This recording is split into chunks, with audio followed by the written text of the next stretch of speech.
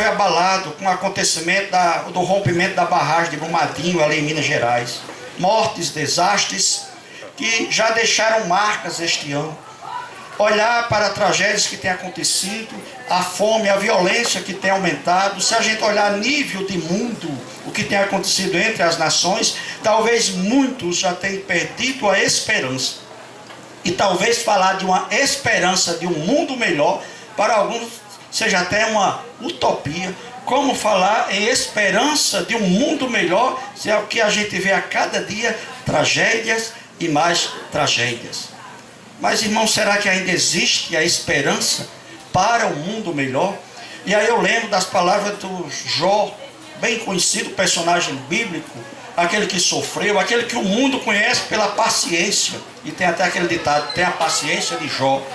Mas no capítulo 14, versículo 7 em diante, Jó começa a falar da esperança que há até para uma árvore que, se cortada, vem a morrer o seu tronco, envelhecer. Mas Jó vai dizer que há esperança, porque ao cheiro das águas ele pode brotar, nascer novas folhagens e ali nascer vida. Então há esperança. E aonde está essa esperança? Paulo aqui escreve para essa igreja de Colossos. Essa igreja ela não foi fundada por Paulo. Há consenso entre os estudiosos de que Epáfras foi o fundador e pastor dessa igreja. Paulo, quando escreve a essa igreja, ele escreve e já inicia com ações de graça, com oração por aquilo que ele havia escutado dessa igreja. Ele diz, por esta razão também nós, desde o dia em que o ouvimos, no versículo 9, não cessamos de orar por vós e de pedir que transbordeis de pleno conhecimento da sua vontade em toda a sabedoria e entendimento espiritual. No versículo 7 ele já havia dito, segundo foste instruídos por Epáfras. Paulo não fundou essa igreja como outras igrejas que ele fundou, mas segundo os estudiosos é consenso, foi Epáfras. E Paulo tem conhecimento dessa igreja, da firmeza desses irmãos, e ele escreve essa carta para trazer aos irmãos um renovo. Amados, esta cidade não era uma cidade tão importante, a igreja de Colossos não era uma igreja tão grande, mas, irmãos, uma cidade pequena e pobre, mas possuía uma fé robusta, um povo crente, um povo firme, e um amor profundo e uma esperança viva. A grandeza de uma igreja não está na beleza do seu templo, na quantidade de seus membros, nem o quanto tem o seu orçamento, mas está no seu profundo compromisso com Deus e os homens. Aquela igreja que se compromete em primeiro lugar com Deus, é fiel para com Deus. Essa igreja é a igreja que o Senhor está olhando. Cristo em vós, a esperança da glória. Foi recitado aqui nesta noite. O que é esperança? Esperança é sentimento de quem vê como possível a realização daquilo que deseja. É confiança em coisa boa. Então é ter esperança naquilo que é coisa boa. E como nossos dias nós estamos precisando renovar as nossas esperanças. Quantos estão ficando no meio do caminho? Olha para um lado, olha para o outro, dificuldades e dificuldades. Mas nessa noite eu quero trazer essa palavra dizendo para você que está aqui nessa noite, para a igreja do Senhor, você que está em casa, há sim uma viva esperança de um mundo melhor. E essa esperança está em Cristo em vós. É a esperança da glória. E porque Cristo é a esperança da glória, eu quero rapidamente tratar, porque não temos muito tempo, até porque já veio o pessoal aí da semana, tem até 10 horas, mas eu termino bem antes. A não ser que a gente faça vigília com a banda de hoje cantando aqui, né? Como seria bom. Amados, porque Cristo é a esperança da glória, porque Ele pode garantir para você a esperança, e uma esperança que vai de além mundo, porque é a esperança da glória. Primeiro lugar, no texto que nós lemos, porque Ele é a perfeita expressão da imagem de Deus. Veja o versículo 15, que nós já lemos nessa noite. Paulo diz, e ele está falando aqui de Jesus, este é a imagem do Deus invisível, o primogênito de toda a criação. William Hendricks, ele diz que a glória de Cristo na criação é igualada por sua majestade na redenção. E a glória de Cristo na redenção foi que ele venceu a morte, venceu a cruz. E o William Hendricks está dizendo que a glória de Cristo na criação é igual à da redenção. O Cristo que veio, o Cristo que morreu, que ressuscitou, é o Cristo que estava na criação. João inicia o Evangelho dizendo: o verbo se fez carne. No princípio era o verbo estava com Deus, o verbo era Deus, todas as coisas foram feitas por Ele e para Ele. Ele é a perfeita expressão e imagem do Deus. Jesus Cristo é a exegese de Deus. Ele é o verdadeiro Deus em Cristo. O Deus invisível tornou-se visível e palpável. Agora, o Emanuel está no significado do seu nome. Emanuel significa Deus conosco. Aquilo que os nossos pais na fé puderam ver pela esperança de um Deus que se apresentava através de anjos, o Deus que falava através de profetas, agora em Cristo ele se materializa e vem Deus conosco, está presente esse Deus. O homem pôde ver a imagem exata daquilo que é Deus em espírito, é Jesus Cristo homem, e ele aqui esteve. João no capítulo 1, versículo 14, se você quiser acompanhar aí no Evangelho de João, capítulo 1, versículo 14, ele diz: e o verbo se fez carne e habitou entre nós, cheio de graça e de verdade, e vimos a sua glória, glória como a do unigênito do Pai. A glória de Deus, ela veio e podemos contemplar essa glória em Cristo, porque Ele é o verdadeiro Deus presente entre nós. Quem quiser saber quem é Deus, olhe para Jesus.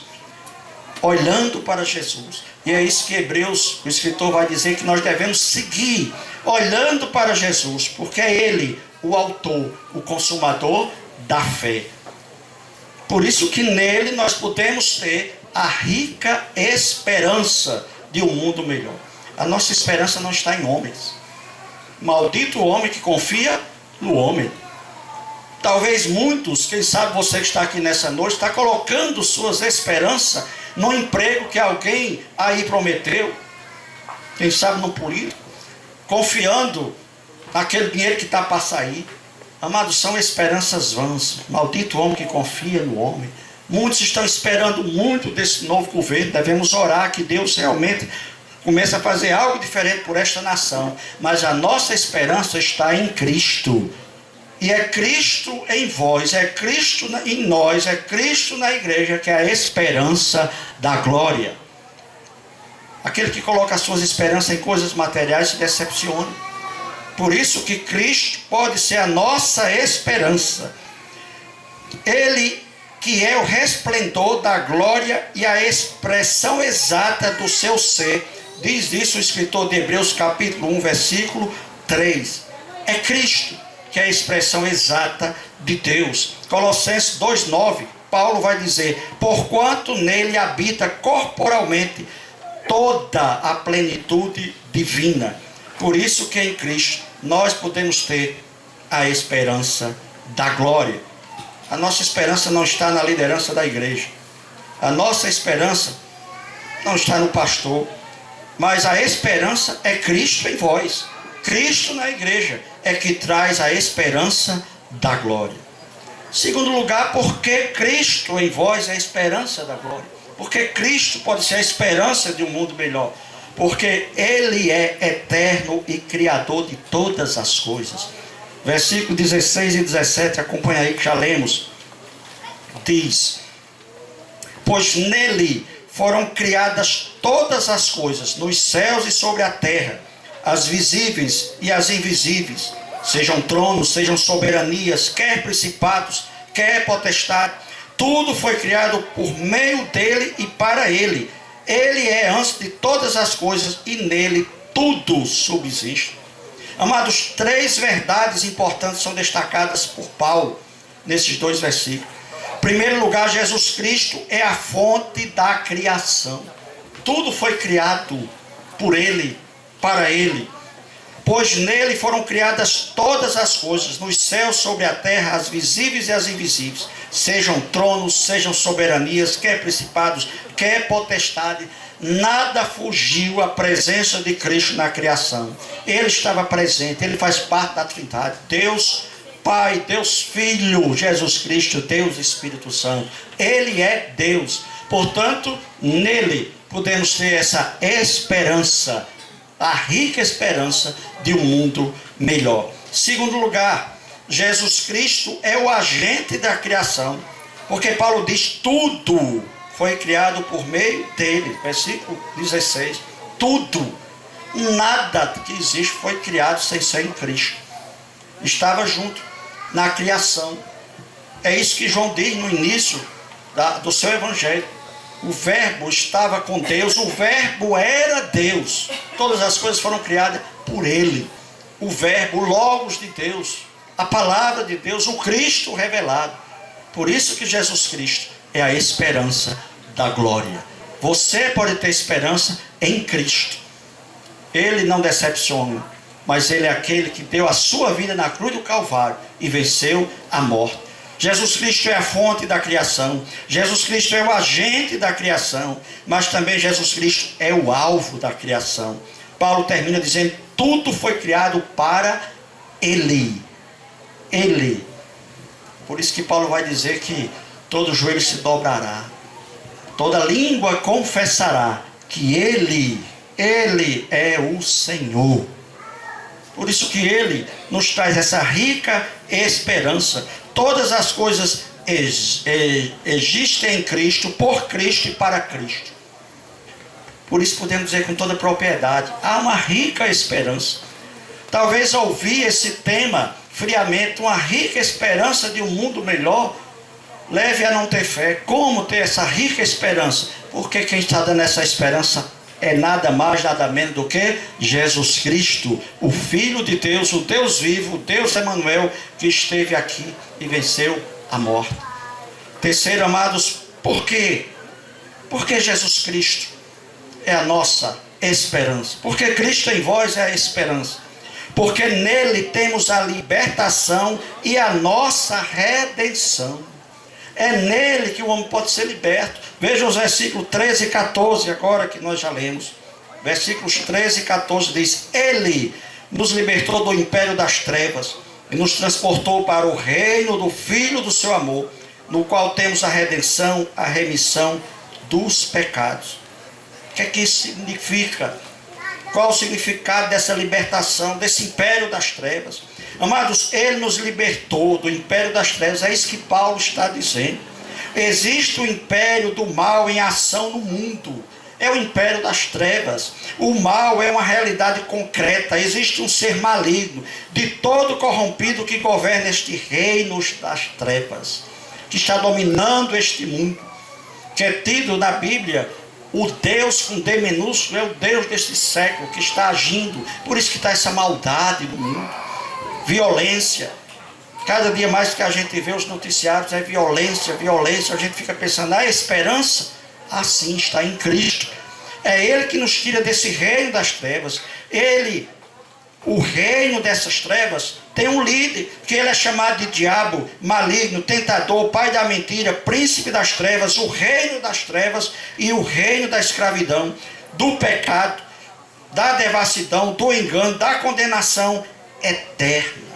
Aqueles que permanecem nesse reino das trevas. A Bíblia diz que o final é condenação eterna. Mas Paulo está dizendo para essa igreja, Paulo está dizendo para você que aceitou a Jesus, para você que faz parte da igreja de Cristo, que Ele nos libertou do império das trevas. E esse império não tem mais poder sobre aqueles que pertencem a Cristo, que agora fazem parte do reino de Deus. Ele nos libertou do império das trevas, desse império da devassidão. Ele nos libertou da condenação eterna. Amados, Deus é o único que pode libertar desse império. A libertação vem de Cristo e não do homem. Por isso que há esperança em Cristo, porque Ele é aquele que pode libertar. Porque Paulo vai dizer que Ele não só libertou, mas Ele nos redimiu. Houve uma remissão pelos nossos pecados, pelos pecados daqueles que se arrependem e aceitam Cristo como Salvador. Por isso que ele diz para a igreja: Cristo em vós é a esperança da glória. Por isso, irmão, você que está aqui nessa noite, você leva uma esperança para esse mundo. Se você tem Cristo, Cristo em vós é a esperança da glória. Confie nessa palavra. Também o escritor William Hendricks, ele diz que Deus nos tirou do reino obscuro das ideias falsas e imaginárias para introduzir-nos na terra banhada pelo sol do conhecimento claro. Arrancou-nos da miséria, ou da miserável masmorra de cadeias intoleráveis e dolorosos, lamentos, até nos levar ao palácio de uma liberdade gloriosa e belas canções.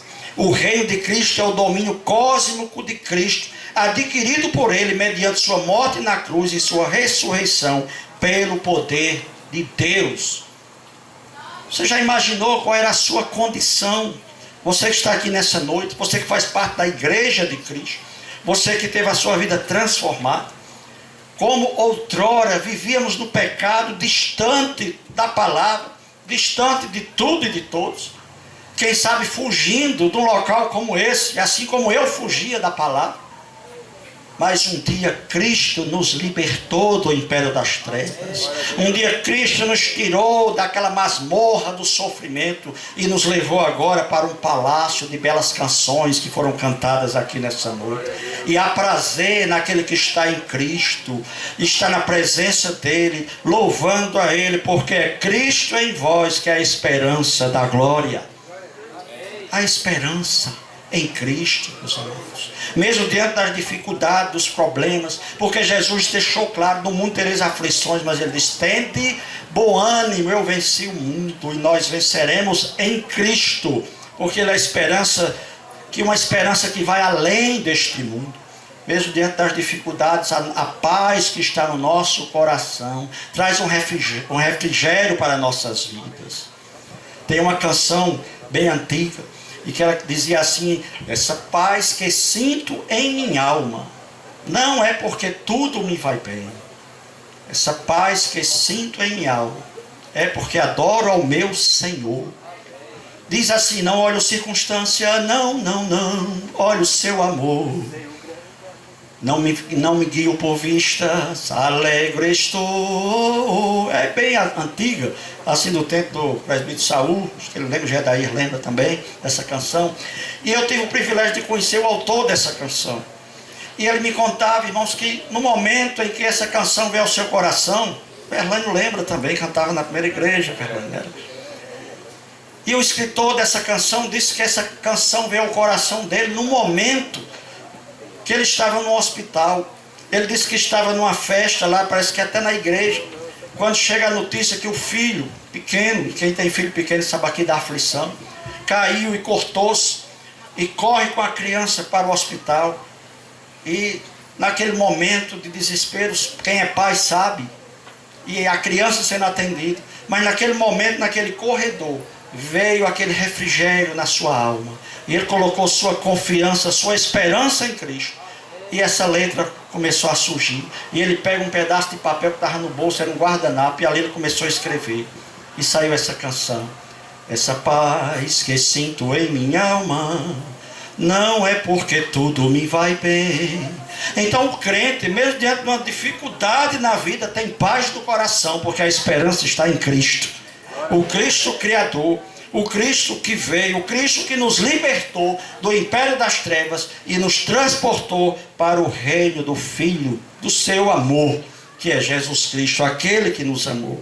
Então, meus amados, nós temos que glorificar a esse Deus maravilhoso, porque aprova Ele nos amar e nos usar com essa esperança, porque Paulo está dizendo aqui para essa igreja, o versículo que é chave para essas comemorações, Cristo em vós é esperança da glória. Então você pode sair daqui cheio nessa noite e dizer, a esperança para esse mundo. Talvez alguns vão dizer que você está doido, você não viu o noticiário, mas a nossa esperança não está nos acontecimentos desse mundo, mas está além do mundo, está em Cristo, Cristo vivo, aquele que venceu a morte. Mas também porque, amados, podemos ter essa esperança, porque Cristo em vós é a esperança da glória, porque Ele é o cabeça da igreja. Versículo 18, Paulo vai dizer isso, Ele é a cabeça do corpo da igreja. Ele é o princípio, o primogênito de entre os mortos, para em todas as coisas ter a primazia. Cristo é a cabeça orgânica da igreja. Cristo é a cabeça governante da igreja. Cristo é a fonte da igreja. A sua igreja, formada a igreja invisível de Deus, e a igreja visível, a igreja militante, a igreja presente, a igreja local, tem um cabeça. E o cabeça não é o líder da denominação.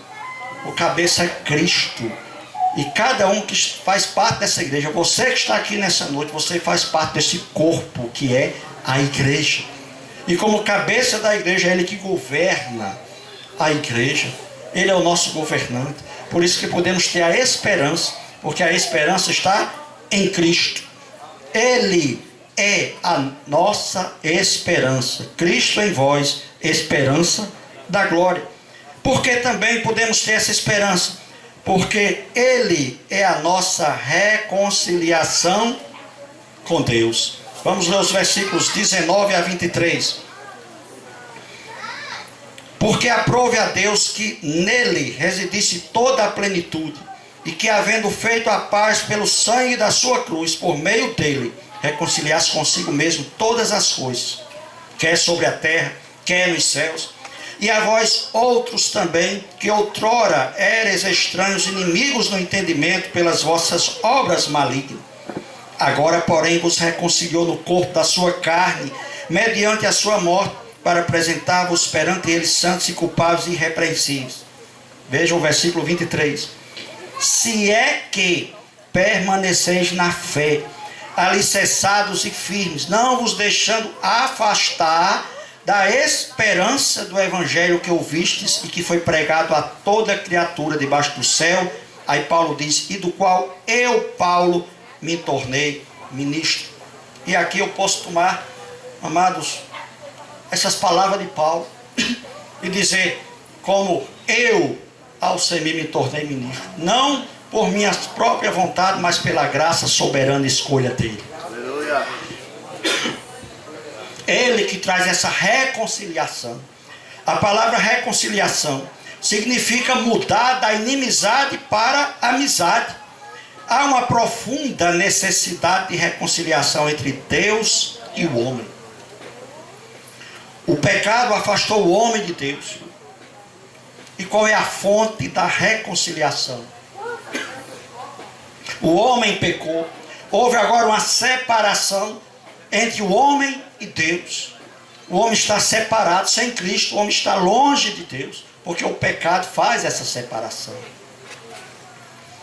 É interessante que o profeta Isaías, no capítulo 59, ele começa o primeiro versículo, o segundo. Ele diz assim, os ouvidos de Deus não estão agravados, tapados, para que não possa ouvir. As mãos de Deus não estão fechadas para que não possa abençoar. Deus está pronto para ouvir. Deus está pronto para abençoar. Mas o versículo 2, do capítulo 59, lá do profeta Isaías, ele diz o seguinte, algo está aí separando. Aí ele vai dizer, mas os vossos pecados fazem divisão entre vós e o vosso Deus. O homem no pecado está separado de Deus. Ele é inimigo de Deus. É tanto que eu disse agora há pouco, aquele que está fora de Cristo, ele não sente prazer, não sente vontade de estar como nós estamos aqui adorando a Deus. Veja só, você faz convite a um amigo, a alguém para ir assistir um culto, a dificuldade que é levar um visitante para ouvir o evangelho hoje. Porque não tem prazer nas coisas de Deus, está separado de Deus, e se faz necessário uma reconciliação, trazer de volta a paz. Essa é a palavra que significa reconciliação. E qual é a fonte dessa reconciliação? É o sangue de Cristo, é a fonte da reconciliação. Na cruz Deus puniu nossos pecados em seu Filho. É isso que Paulo vai dizer escrevendo sua segunda carta aos Coríntios, no capítulo 5, versículo 21. A cruz revela tanto a justiça quanto o amor de Deus. Por quê? Porque Deus é justo, porque puniu nossos pecados, E é amor porque nos deu seu Filho unigênito para morrer em nosso lugar. Então a reconciliação é Deus, irmãos, tratando o nosso pecado. Ele não deixou impune. E esse pecado foi tratado na cruz do Calvário. Aí você pode pensar, você que está nos ouvindo distante, como posso ter essa esperança? Como posso ter essa salvação? O que eu posso fazer? Só uma coisa que você pode fazer: se arrepender, aceitar Jesus como Salvador, porque o preço foi pago na cruz. Foi Ele que deu a sua vida em nosso lugar. E essa salvação é aceita pela fé em Cristo. Nada o homem pode fazer para alcançar a salvação, porque tudo já foi feito na cruz do Calvário. Obrigado. Tá? É isso que é o Evangelho. A religião, a palavra religare, significa religar. Religião tenta religar o homem a Deus. Mas a religião, ela pode até informar, mas só o Evangelho pode transformar e salvar. E o que é o Evangelho? O Evangelho não é o homem indo a Deus, mas é Deus vindo ao homem. E ele veio através de Cristo. Ele veio através da palavra e encontrou a sua vida que está aqui nessa noite. Por isso nós temos essa rica esperança de um mundo melhor, porque a nossa esperança está em Cristo.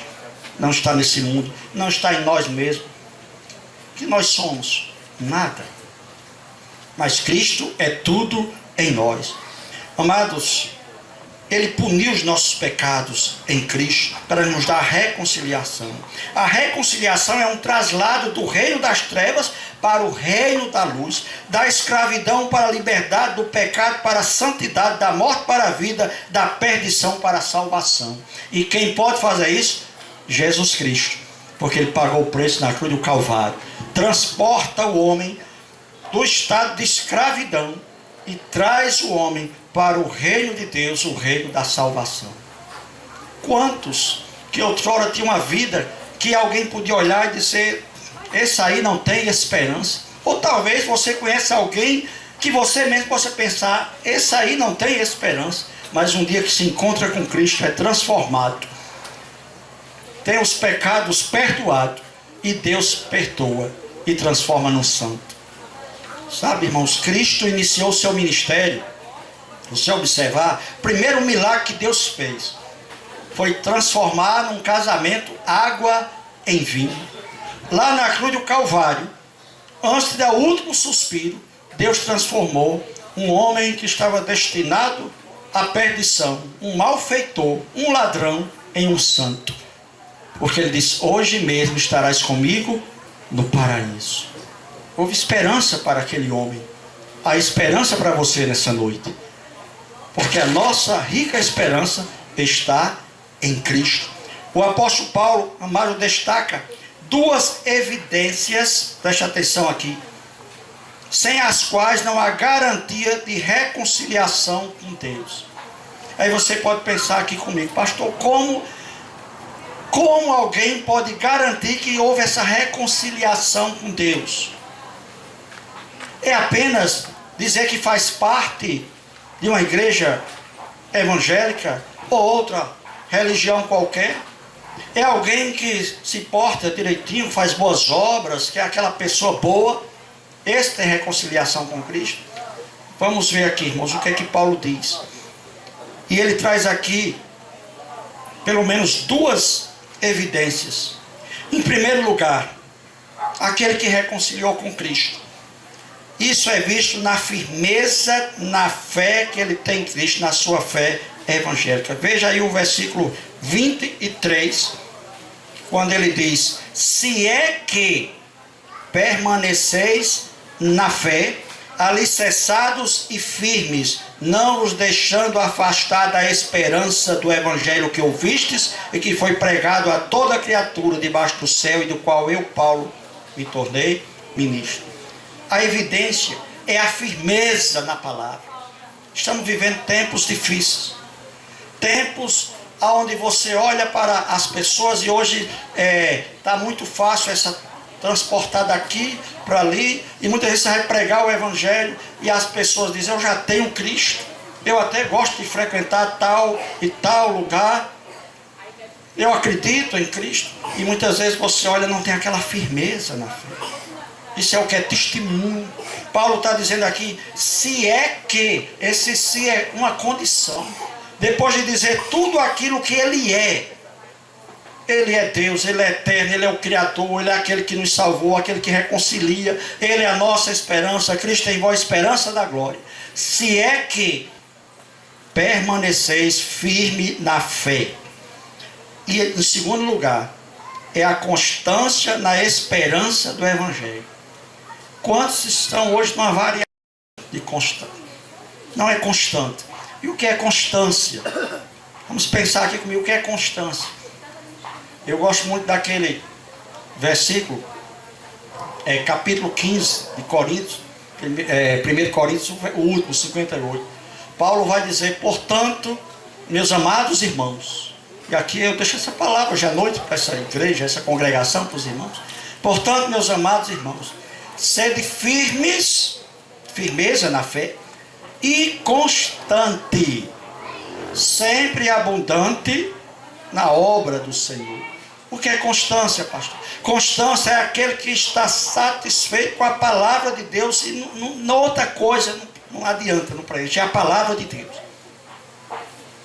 Mas, infelizmente, se você observar, hoje tem aqueles que são movidos a movimentos. Isso acontece por aí. É preciso você estar dando uma injeção na igreja. É preciso trazer um pastor de fora, um cantor, tem que ter uma novidade, algo diferente.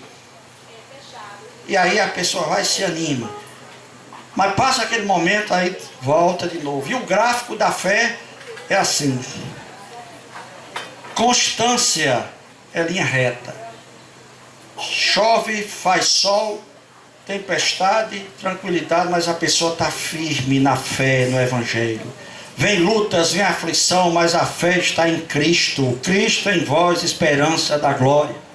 Não importa se tudo vai bem, se não vai, mas a firmeza é o Evangelho de Cristo. Eu queria concluir, irmãos, falando sobre essa esperança. A esperança de um mundo melhor está em ter Cristo. E eu vou trazer aqui uma citação de Silas Alves Falcão, que ele diz que a esperança do Evangelho é universal, pois tem bálsamo para confortar todos os corações em todos os quadrantes do mundo. Os sofrimentos e os anelos da humanidade são mais ou menos iguais em toda a terra. Onde pulsa um coração humano, aí existe ansiedade de paz e segurança. O Evangelho prova sua universalidade por satisfazer cabalmente esses anseios humanos, não levando em conta barreiras raciais, sociais ou culturais. Combate um mal universal. E que mal é esse? O pecado. Apresenta um Salvador universal. Quem é o Salvador? Jesus Cristo. E tem um convite universal. E que convite é esse? Vinde a mim todos os cansados e sobrecarregados, diz Jesus, e eu vos aliviarei. E sabe qual é a nossa rica esperança de um mundo melhor? E porque desde o início eu disse, uma esperança que vai além deste mundo.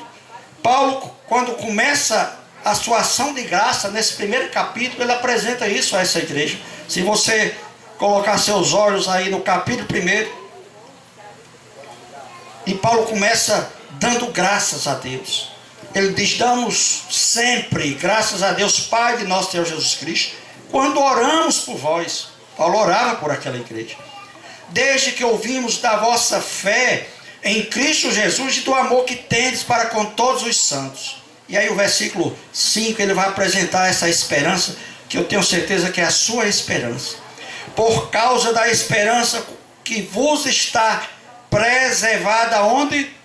Nos céus, da qual antes ouviste pela palavra da verdade do Evangelho. Amados, nós podemos ter sim uma rica esperança de um mundo melhor, porque nós estamos olhando não para um mundo físico, cósmico, mas para um mundo espiritual. E a rica esperança do crente é no céu, aonde Jesus vai voltar para levar a sua igreja. A igreja daqueles que foram remidos, lavados pelo sangue de Cristo, aqueles que têm seu nome escrito no livro da vida. E quando esse dia chegar, como será glorioso. Nós temos essa rica esperança. E Cristo em vós é a esperança da glória. Porque se você tem essa esperança, leve essa esperança para o mundo. Tem um vizinho seu, um familiar seu que precisa ouvir dessa esperança. A esperança em Cristo de um mundo melhor. E a esperança é no céu. Cristo está voltando. Cristo vai voltar. E um dia estaremos todos na glória, para sempre adorando a Ele. Cristo em vós, esperança da glória. Eu queria que você agora dissesse comigo, mas não Cristo em vós. Mas você citasse aqui, pedindo licença até o escritor, para a gente colocar agora eu, você. Você vai dizer Cristo em mim, esperança da glória. Você pode dizer isso?